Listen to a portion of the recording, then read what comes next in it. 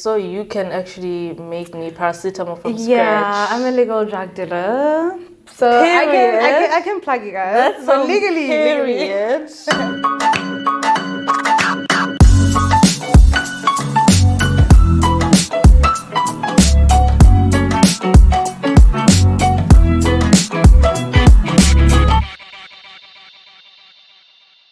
Hi Sesetu, how are you doing today? Hello, I'm good, thanks. How are you? I'm good, thanks. Thank you so much for being a guest on my podcast today.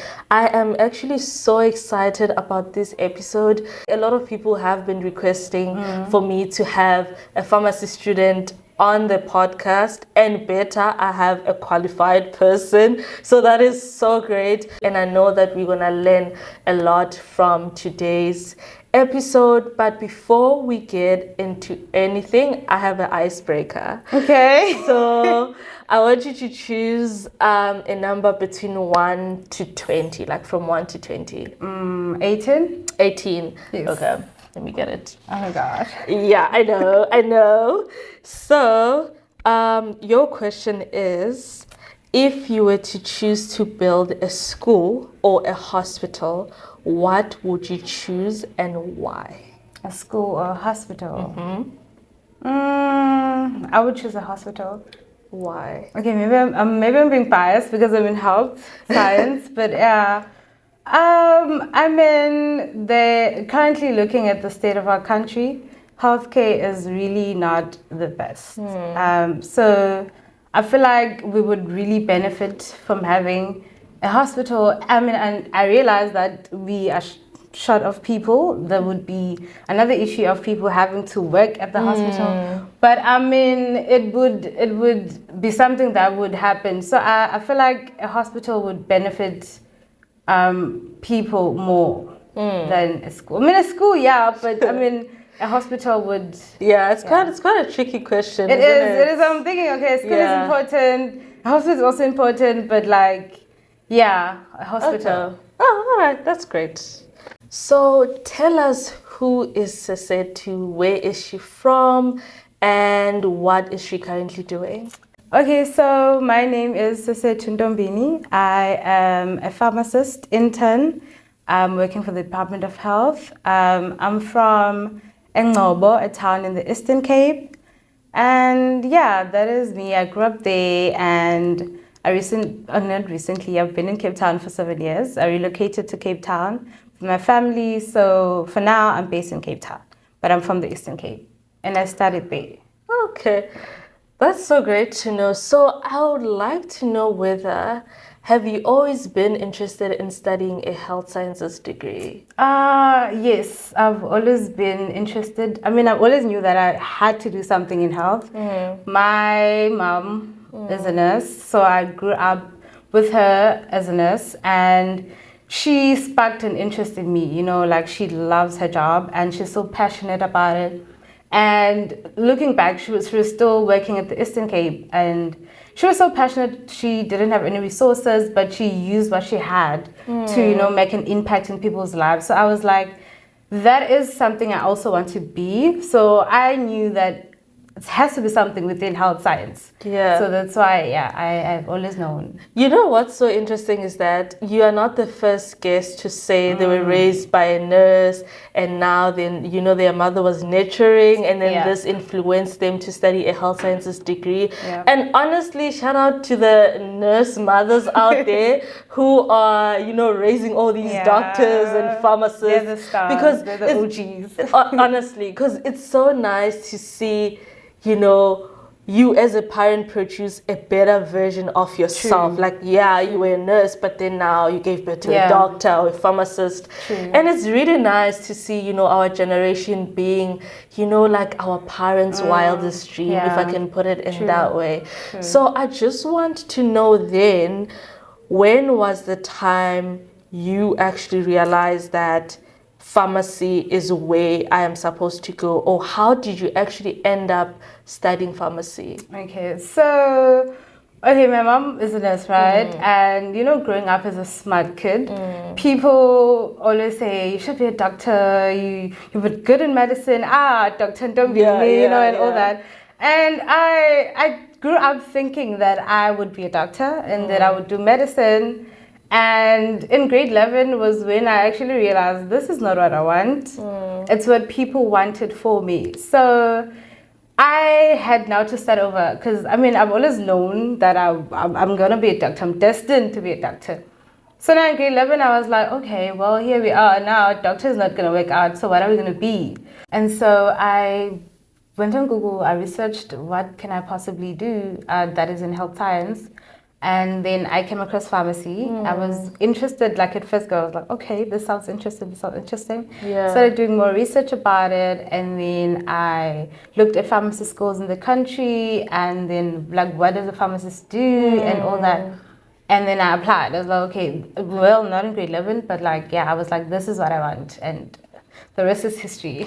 Okay, so I'm so interested to know what was it exactly that got you interested in pharmacy? Because I know in high school we do not do any pharmacology, right? So now you are Googling this career and it's telling you 1, 2, and 3. What is it that you read about it and you were like, wow, no, I actually want to do this? I think one thing is the manufacturing of medications, and it went on when I was actually doing pharmacy that I didn't get interested into that part. But initially it was the fact that we can do a lot of things. Like pharmacy is so broad, guys, and I saw I can be in most industries and I can explore myself in this career and grow because I don't like to be boxed in. So that was one of the things that interested me. I was like, okay, there's a lot of things I can do here. And then I should go for it. But yeah. So basically you just wanted to make the drugs. I just wanted to make the drugs, find the cures or whatsoever.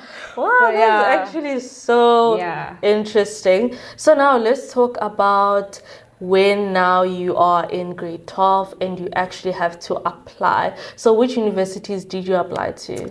Okay, I applied to one university, guys. Please don't be like me. Oh, please. Guys. I applied to... I don't like this trend. Because you guys are not a good influence to my high school besties. Oh my God. Because everyone is just like, I applied to one, but guys, don't do it. Don't do it. It's not worth it. It's not worth the stress. So I applied to, well, 2, but the other one, Vets wanted me to pay application fee. And I was just a broke. I didn't have the money. So I was just like, okay, it's fine. I'm just going to live it. UWC was free. So I was like, okay, that's my next pet. Then I applied there. So I applied to UWC and then I got in. So which other universities offer pharmacy other than UWC? Okay, so it's NMU in PE, it's Rhodes, it's UWC, it's VETS, it's SMU, and Northwest University. Okay, there are quite a few, hey? Yes. So you guys can definitely apply to more than one. Yeah. And what subjects did you take in high school? Okay, so I did maths, mathematics, pure maths. I did life sciences. I did history. I did languages, and You didn't take physical science? I did physics also, yes. I think I mentioned that, I did physics as well. Oh, wow. That's an interesting combination. I know. Hey, history is... I know. I changed it in grade, because I changed schools, and in my new school was either you do history or accounting, and guys, I just, no. I was like, no, I'm not going to do that. So I just chose history, okay. That's great. So what are like the requirements to study pharmacy? Okay, so I am going to speak about UWC because that's where I applied, and that's where, but it's mostly similar throughout the universities.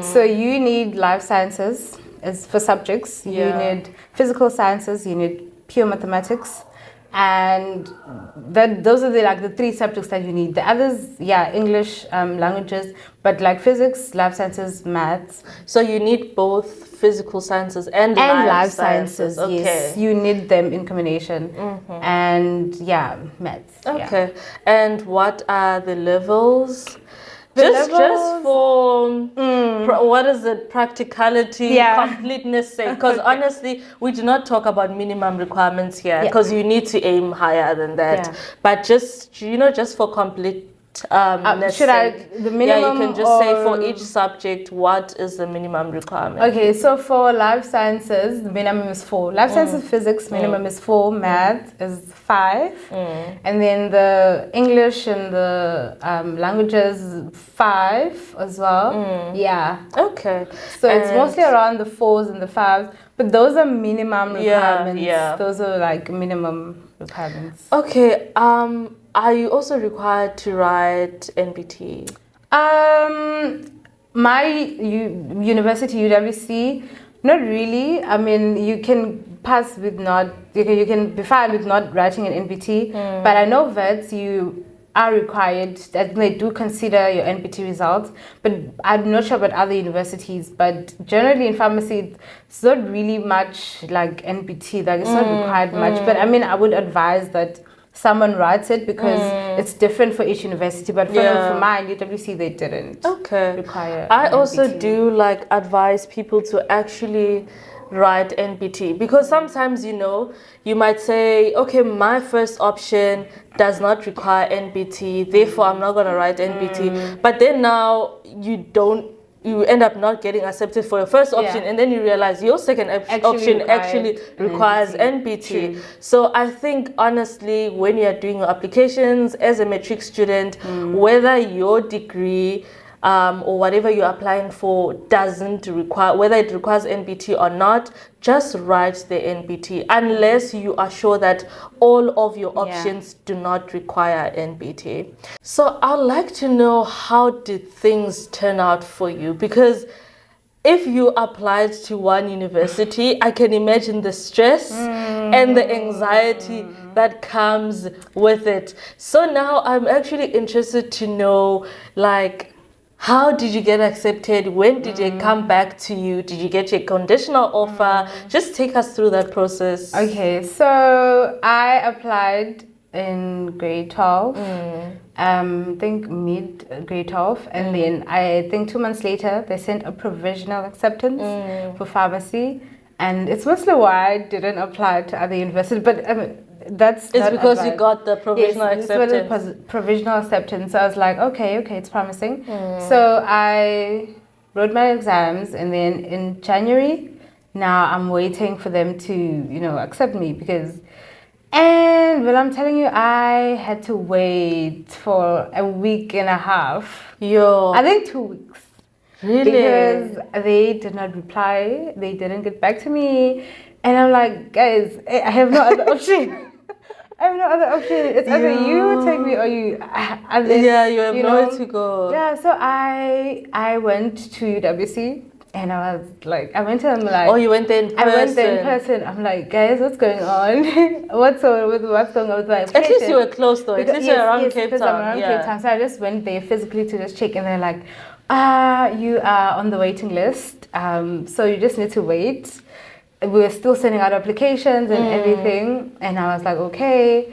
And then I went back, I think a few days later. I think I went there 3 times because I was stressed out and they were not replying. My friends were being accepted at their universities. I'm stressed out. People have already planned to And then I got an offer finally after 2 weeks, and then they were like, okay, we've accepted you. And yeah, guys, my life changed forever. How did that make you feel though? I think looking back, that is like the happiest day of my life. Like I felt so relieved, first of all, and I felt so happy because this is one thing that I've always wanted, and I got it. Yeah. And I was like, I was so grateful. Like I was happy. Yeah, I can imagine. I was stressed. I was like, I'm gonna take an unplanned gap year because I have no other choice. Wow. Okay. So now I'm interested in knowing how your matric results were looking like, because I'm trying to tell, I'm trying to see whether was the competition that tough or maybe your results were not that competitive. So just take us through, how did you perform in matric? Okay, so in matric I got A 5 in maths. I got a 5 in physics. Yeah. Because those subjects rocked me. Yeah. And then I got a level 7 in life sciences, a level 7 in all the languages, and LO as well.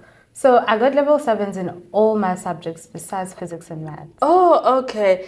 I was actually so shocked, guys, about her LO mark when we were doing 5 questions in 20 seconds. Please go watch that YouTube short. 98% in LO. And she's like, girl, it's just LO. It's just LO. It's just LO, guys. I'm just like, you need to give these people tips I on wish I how could have to switch that with math, but okay, we're not there anymore. Because to me, LO was, I cannot say hard, but then I think I didn't pay much attention to LO that much. Yeah. You know, and LO in metric needed you to know the actual theory for you to do well. True. Which means you really invested so much in life orientation. Not really. I mean, I'm a person that loves theory. If you know me, you know that I love theory.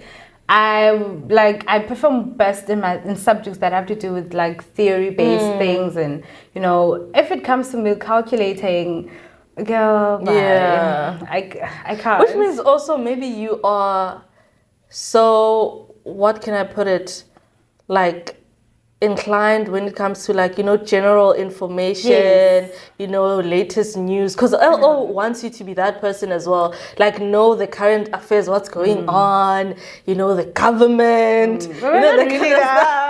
You're making me sound like I'm a dear person and I'm not, guys. Please. It might be possible because I'm trying to understand how did a person get to that level in life orientation.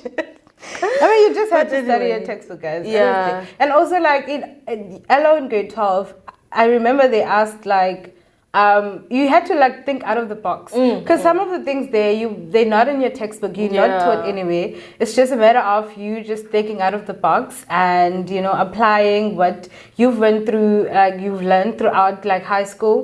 Because, it's just basically that. Yeah. Wow, okay. Let's talk about pharmacy now. How would you define a pharmacist in terms of your scope of work?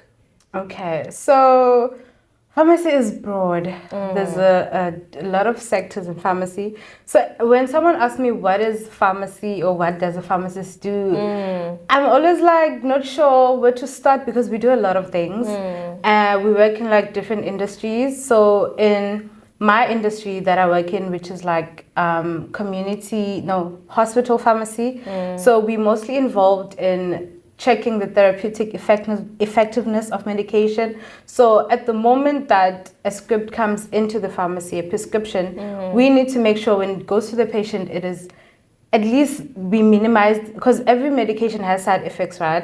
But at least on our side, we try to minimize side effects as much as possible, make sure that it is the right drug for the right patient at the right dose, right duration, right indication. Everything must be right. So basically, we just check that it's therapeutically effective and it's going to minimize side effects as much as possible for the patient. Okay. So that's in a nutshell what hospital pharmacists do. And community pharmacists as well. So this would be your pharmacists that you mostly find at your clinics.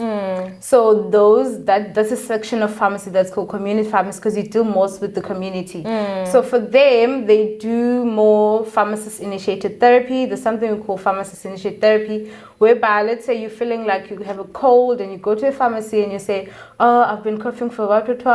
And then they say, okay, you can actually benefit from this, and they give you medication. So it's initiated by us, by pharmacists. Oh, you're the one who prescribes the drug.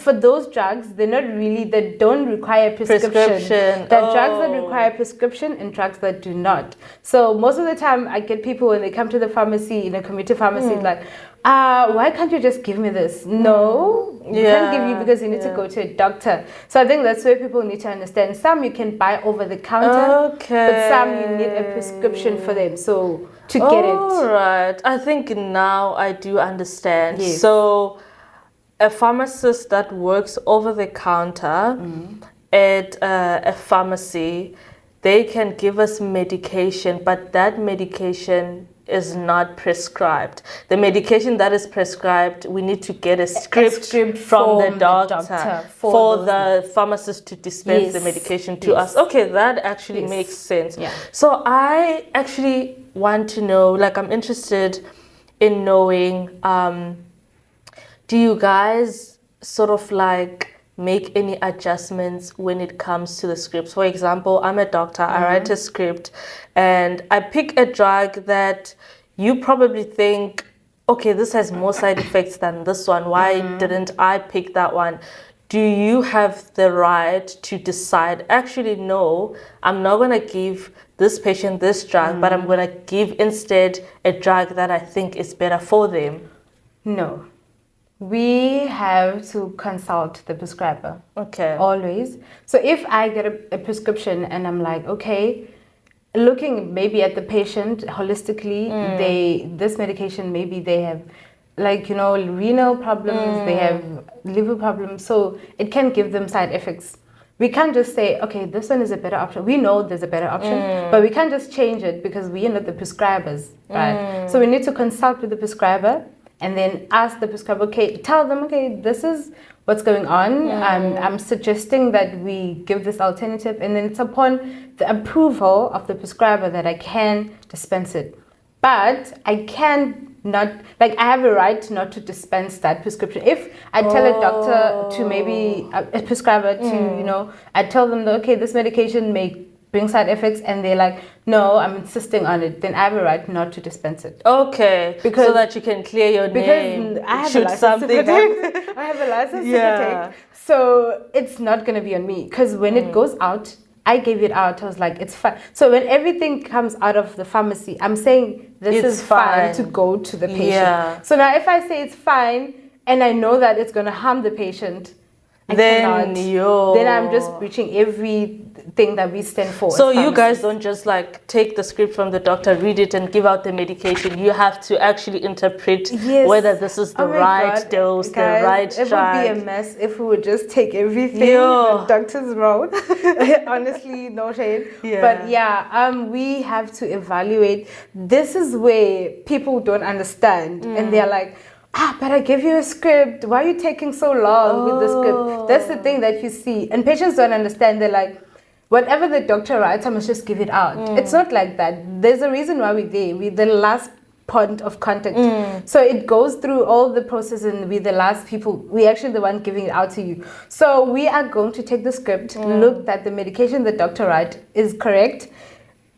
Did they prescribe the correct duration and the correct administration, like the route? Because you'd be surprised, they would prescribe suppositories and they say oral, and I'm like, you see, it's things like that. I mean, we know that it's not supposed to be oral, but the patient, if we just write, okay, take orally every day, you know, it would harm the patient. So it's things like that that we evaluate the script, make sure everything is correct. And then in terms of the doses, I've said, and then that's when we can say, okay, it's fine, it can go out of the pharmacy. I am actually so glad, because I was working at OPD like last week, and that doctor made me write all the scripts there, right? Okay, he was just signing after.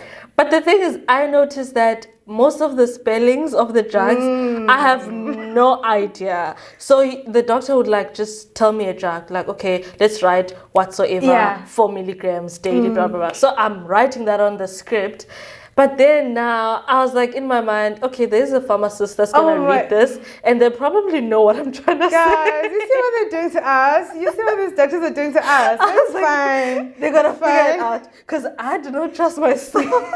So this is why we always see doctors writing skewed, guys, because they don't know the drug. They don't know the name of the medication. Because I'm just like, now, okay, should this patient take this during the day or during the night? But I was like, you know what? There's a pharmacist who knows how they. So I'm actually glad that you guys, because I feel like we need you. Because imagine if we clean up your data work. Imagine if it went from doctor's handwriting to patient's mouth. that would be such a disaster. Because doctors are also people, they do make mistakes. And sometimes they're not always right, you know, because, I mean, in med school, you only get pharmacology for a couple of weeks, right? So we are not trained as you guys when it comes to the drugs and stuff like that. So, yeah, your career is really, really important. Okay, so now what I would like to know is, what do you guys study in pharmacy? Because like I was wondering to myself, like, okay, these people have to know all the drugs and stuff like that. Do they just sit the 4 years and memorize the sum? Or what is it going on in that degree? So just take us through, what do you guys actually study in pharmacy? Okay, so in first year, right, it's more the same as like matric. The subjects is not that different. You do chemistry, yes, you do chemistry, you do physics, you do human anatomy and physiology as well, so like biology and stuff. But yeah, and you do a little bit of pharmacology, like but like only introductory pharmacology. I would say the pharmacology that you guys do. Okay. Yeah, so that's what happens in first year. So like introduction into pharmacology, and like what is pharmacology, how do drugs work, and how do they influence the body, and you know what side effects can be expected, like the different systems that can be involved. So that is what we do basically in a nutshell in first year. And then in second year is when you are just thrown into the deep end.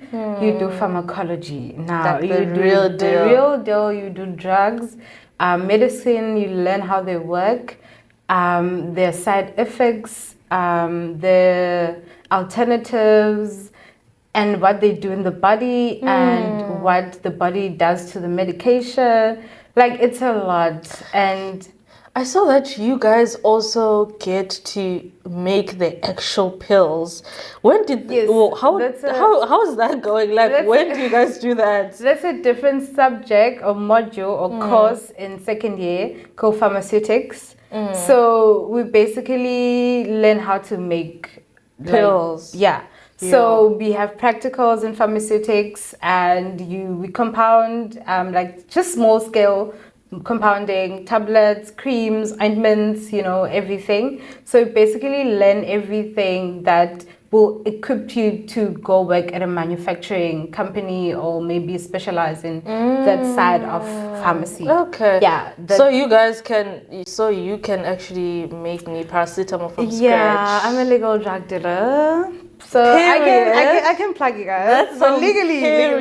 So yeah, I can make some paracetamol tablets. But yeah, obviously following like a whole formula and everything. But yeah, we are taught that in second year.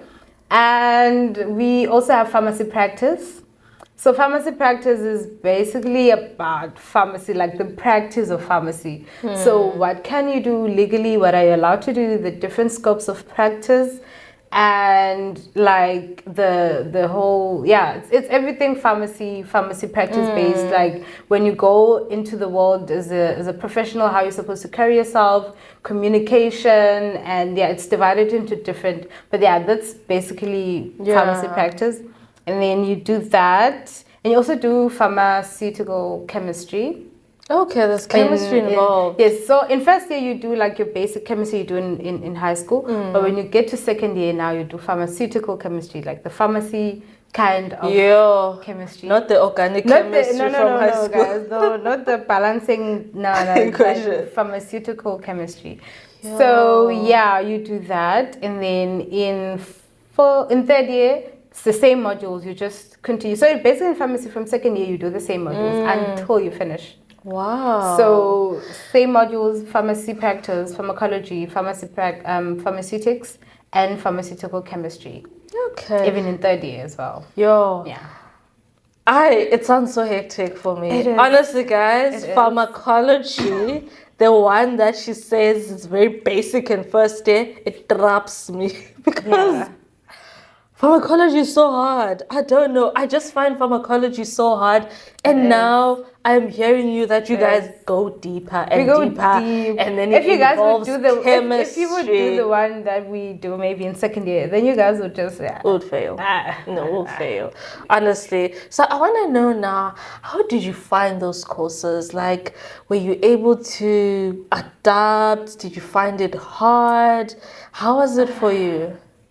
In first year, and obviously, I think it's a universal experience. In first year, there's a shift from high school, now university. So for me, it was very difficult to adapt, first of all. And then the subjects, I mean, chemistry was fine, physics was fine. And as I've said, I am very bad in math, so I struggled in that because it's a different type of math. It's calculus, and in varsity in high school we didn't do all those differentiation things. Oh, so you had maths as well? Yes, I had maths in first year.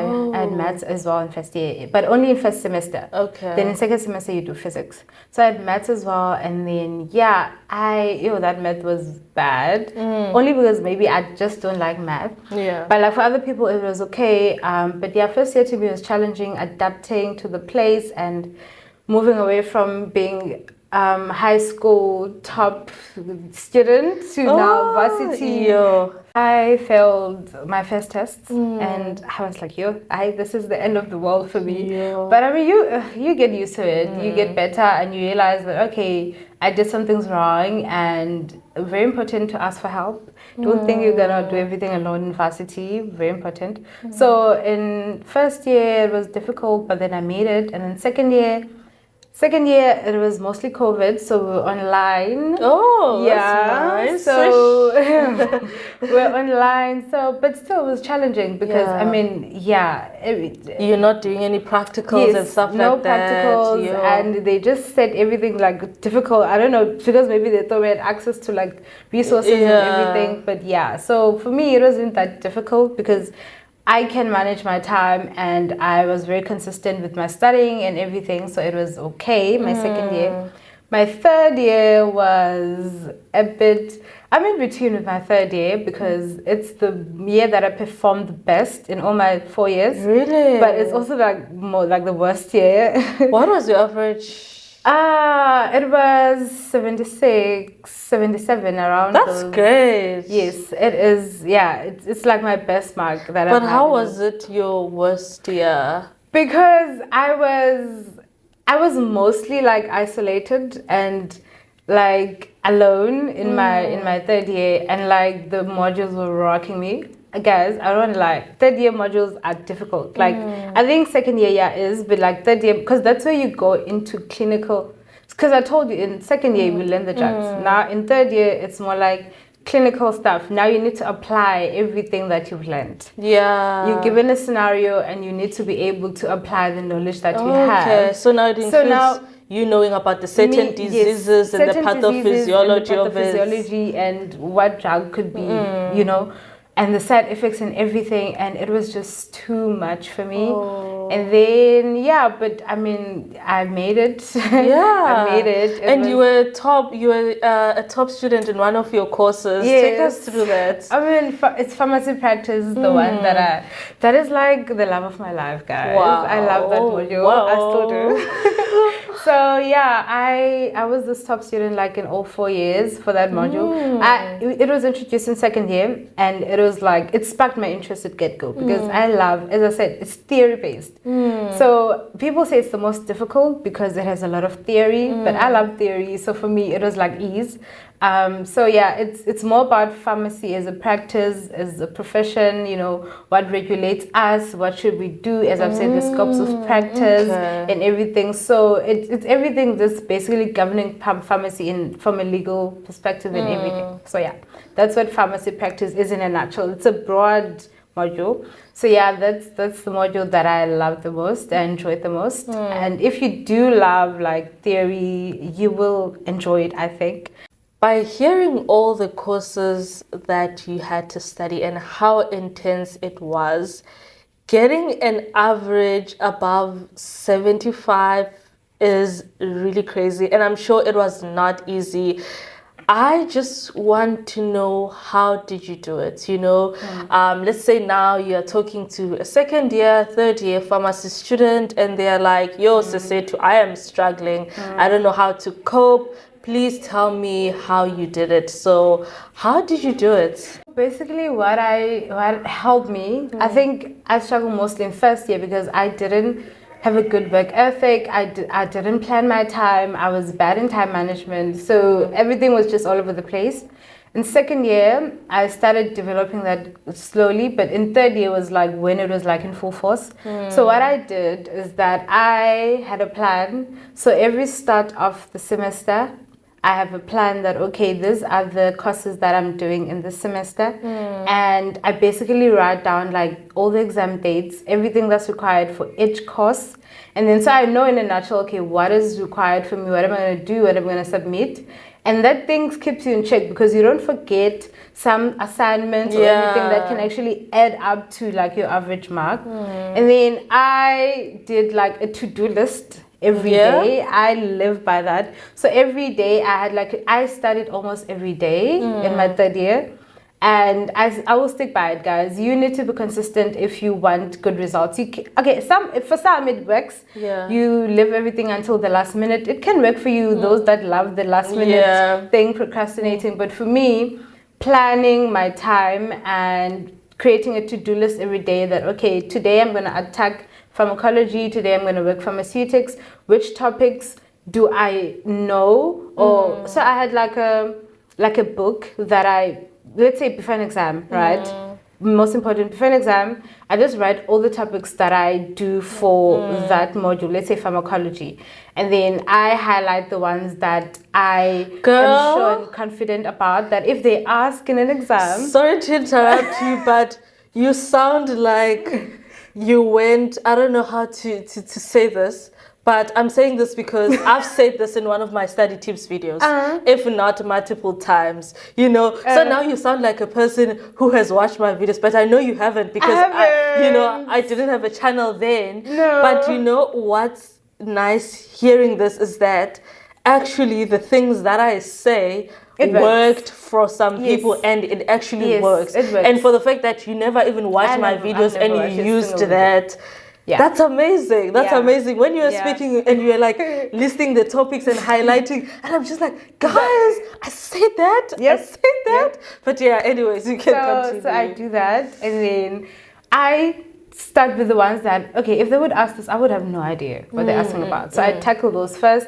and I'm confident in that. And then those that I don't know most, like I can do them last. And then active recall is what I use the most. Very important. So like I had like paper that I would just, because I study, I write notes, and I study my notes, and then I would just close my books, and then I would just write anything I can remember about that.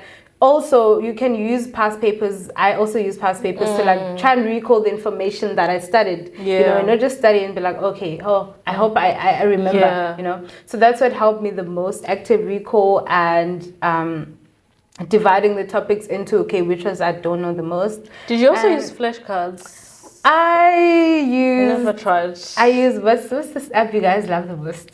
Is it Enki?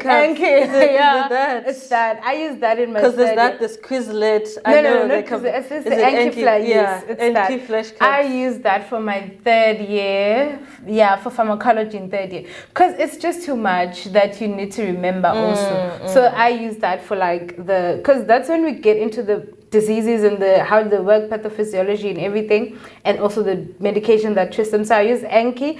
It works, but I mean, I got lazy to do flashcards, and I would just make flashcards and not even review them. Because of time. So I was like, okay, it works, but it would need you to be consistent in it. So that's also one part of active recall that you can use. Wow, that's impressive, and I hope you guys are taking the tips. Okay, so what are the options you have when you complete your fourth year? Like, what happens now? Okay, so you're done with pharmacy now, fourth year, and after that you can either do your internship, since it's like a degree that comes with honors. So you can either do your internship or do your master's. but still it's mandatory that you complete your internship. But it's different if you decide to complete your internship in academia and you go for masters. It's 2 years instead of 1 year of. Okay, wait.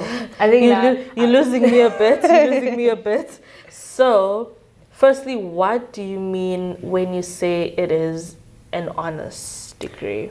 Okay, so in your final year, you have a research project that you do.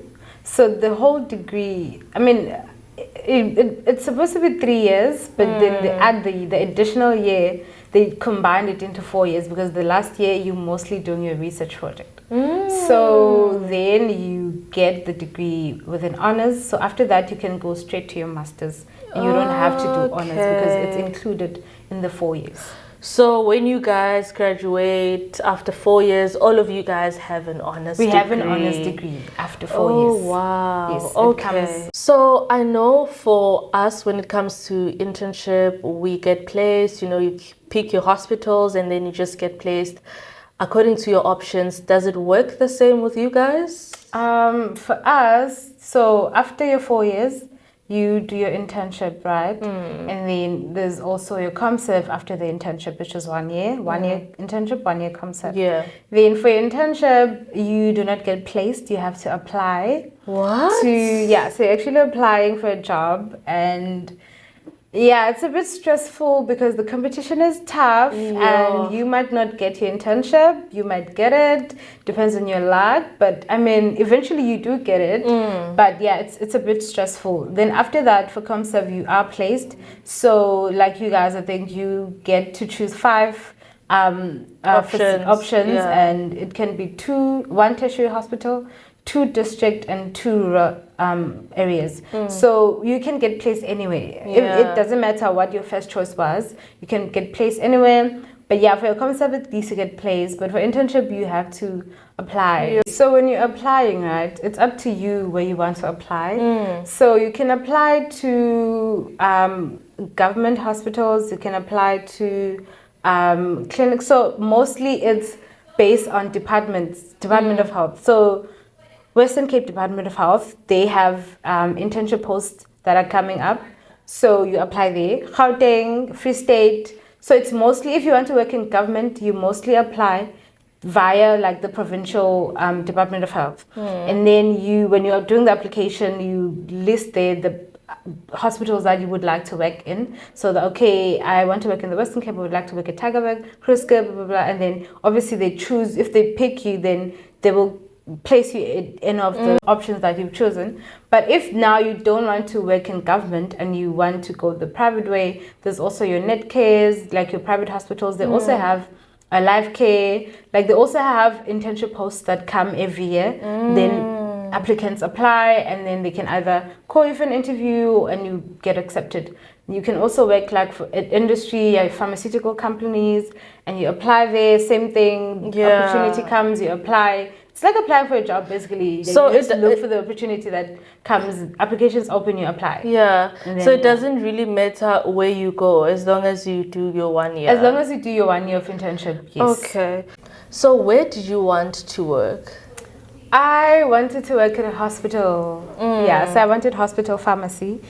And because I enjoyed it, like during my rotation in my final years, I've said I enjoyed like doing, hospital stuff and monitoring and everything, going to the wards. But when I started working at the hospital, I saw here mostly at the pharmacy. I do not really go up to the wards as I did in final year. But still, I love what I do. I love hospital pharmacy. I feel like you're more involved in terms of the regimen of the patient, and you're more involved in terms of the medication that they're taking. You can get access to their history, you can get access to their labs, you can do a lot of things. There's I work at a tertiary hospital, so there's a lot of departments that I rotate in. So I've been to oncology, chemo, therapy, cancer. I've been to manufacturing, so whereby we like make like small scale medication that the patient needs at the wards. So like your ointments, your creams, your eye drops, ear drops, and things like that. And I've worked also at the sterile unit, whereby they make TPNs, which is like your parental nutrition. So they mix it there, and yeah, it's a lot that you can get exposed to in a hospital setting, in a tertiary hospital. Now, because this is a hospital I work in. So you are doing your internship now. Where are you doing it? At Tagerberg Hospital. How is it? It's a tertiary hospital. Yeah. Girl. You know. For sure, it's a lot of work. It's a lot of work. It's challenging. But I think if you have a good support system at work and you work well with the people there, then it makes everything easier, because I'm an intern. I still have to learn. Yeah. Like, I still need to like be taught, because I only have theory that I learned in varsity. Yeah. So now I need someone to guide me, someone to, you know, at least we have tutors. So we interns are allocated tutors. So they help us, they guide us in everything. So yeah, it's been challenging, but it's such a great environment to work at. People support each other. So yeah, it's been worthwhile, but I'm tired, to be honest. But how are your hours? Are they like hectic? Do you guys work during weekends? We do, but for us, we do work overtime, which is like weekends. It's paid overtime. So we are 3 interns, so we get rotated. So I work every 3 weeks. So another intern will work, another will work, and then I'll be the one working. So like during weekends? During the weekends. Okay. So we get rotated. All right. Between weekends. So ours is like a normal 8 to 4. 8 to 4, okay. Normal hours. We don't work night shift. Shift and calls and stuff. No, but there is a system for a pharmacist that is on call. Really? But interns don't do that. Oh, you guys don't do that. We don't do that. Okay, talking about paid overtime, let's talk about, the money and stuff. For sure you guys want to know how much do you make as a pharmacist intern? Like, how's the paycheck looking like? So how much do you guys get paid? I'm not going to tell you my salary, guys, but I'm just going to give an estimate, right? So it depends on where you work, right? So the different sectors, they also have different paychecks, right? I'm going to talk about my sector, which is like government hospital. Yeah. So we also have overtime. I would say the minimum you can get... Let's start without overtime. The minimum you can get without overtime. Working your 8 to 4. Before or after tax? Let's do before tax. Before. Which one do you prefer? I mean, minimum you can get before is like 26. Okay. Not bad. Yeah. Yeah, for someone who's starting, not bad. Yeah. And then, with your overtimes and then with overtime, it can go up to 32. Oh, that's nice. Yeah. That's nice. So, like, it can go up to 32 after tax. Oh, is that after tax? Yes. Is the 26 after tax? The 26 is after tax. Oh, okay, we're talking about after tax. Yes. That's good then. Yeah, and then if you do overtime, which is I do, then it can go up to 32K. Yeah. That's nice. And how are you finding it? I mean, I know Cape Town is so expensive. How are you finding the expenses, I don't even feel like I earn that much, because everything is expensive here. Like rent, traveling, for sure. Well, I got fortunate. I live within the premises of Tagerberg, so the rent that I pay is like nothing. I don't even feel it. So I got accommodation there. But like, if you're someone that has to now rent, if you have a car, bills, everything, it's very expensive, and you just don't feel the money. But I mean, it's quite good money, and yeah. So I would like you to give advice to a student out there? Could be a high school student who wants to study pharmacy, could be a university student who is studying pharmacy. What advice would you give? Let's start with the varsity students, right? So you've gotten in pharmacy, you're doing pharmacy, and so what now? My main advice I would give you is to do not compare yourself to other students. That was like my biggest thing that I did coming from high school to now varsity, and I compared myself a lot because I used to be a top student, got to varsity and I struggled. And I kept comparing myself and like, why can't I reach those grades? Why is everything so hard for me? But don't compare yourself and ask for help because you cannot do it alone. Trust me. Like I tried, but you cannot do it alone. Ask for help. Take care of your mental health, guys. Like, do not neglect your social life because you're like, no, my grades, your grades come first, but also you need to take care of yourself so that you do not drown. You need to do everything you can to stay afloat. And for the high school student, for me, I don't think you really know and develop passion for something until you actually, start doing it. But if you are interested in doing pharmacy, I would say go for it, and then you will see when you're inside if it's something for you or not. And it's okay if it's not for you. If you realize in your first day that actually this is not really what I wanted to do, it's fine. You can change courses, but don't stay in something that you do not like, hoping that maybe eventually over the years you'll enjoy it. It doesn't get better over the years, unfortunately. It only gets worse. But if you take care of yourself and you ask for help and you reach out, then it'll be worth it because it is worth it, guys. I don't know why. It is worth it. That's great advice, hey, especially about like you don't develop passion for something until you actually do it. Because we all, like in high school, we like these careers, but actually we just saw them on Google or we saw them on paper. We don't actually know how it feels like to study, how it feels like to work in that field. How it feels like to interact with patients and you realize, actually, no. And I feel like we are so hard on ourselves when, you get to med school or whatever and you feel like, actually, no, I don't like medicine. And we feel like failures and we like, if I quit, if I change, what are people going to say? But you didn't know. You've never been in this position. True. Anyways, Sesetu, this is the end of this episode. I'd like to thank you for coming here today and sharing your journey and shedding a light about pharmacy. I hope a lot of people learned a lot. I enjoyed having a conversation with you, and I hope people enjoyed this episode as well. Please don't forget to subscribe to my YouTube channel. Please like and share this video to show some love, and comment if you have any questions or anything that you would like to say or ask. And please share this video with your friends, those who are interested in studying pharmacy or those who would like to know more about pharmacy. If you are a health sciences student or a health professional and you would like to come here and have a conversation with me, please write me an email on becomingdrandy@gmail.com and we will make it happen. I'll see you again on another episode. Bye.